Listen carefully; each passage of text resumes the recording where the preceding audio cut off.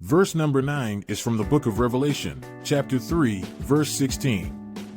This verse talks about being lukewarm in faith and has been used to criticize Christians who are not active or passionate enough in their beliefs.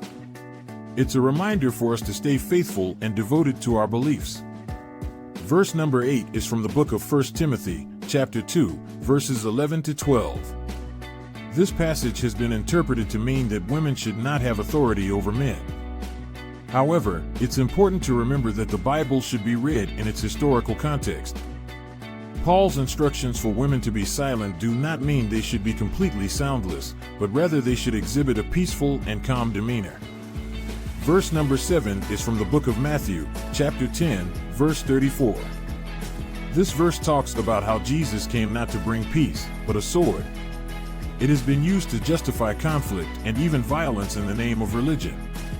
The verse means Jesus' message will naturally create division.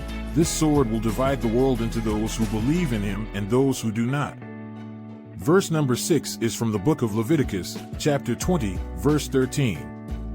This verse has been used to condemn homosexuality. It's important to remember that the Bible was written in a specific historical and cultural context.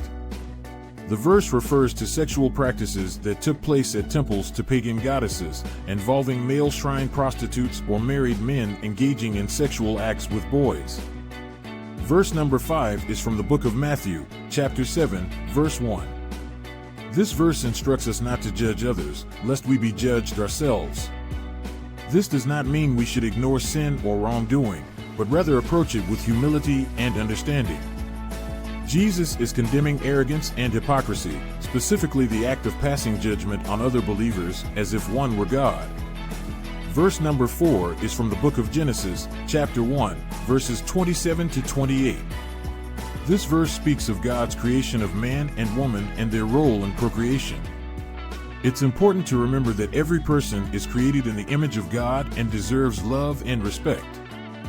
Verse number 3 is from the book of Exodus, chapter 20, verses 3 to 5. This passage warns against the worship of false idols.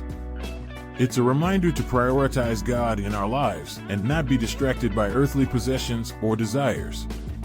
Verse number 2 is from the book of John, chapter 14, verse 6.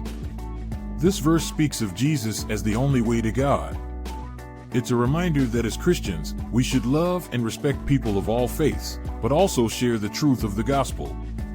And finally, verse number 1 is from the book of Romans, chapter 3, verse 23. This verse reminds us that all have sinned and fall short of the glory of God. But through faith in Jesus Christ, we can be redeemed and find salvation. The Bible may have its divisive verses, but in its core, it offers hope, love, and the message of salvation.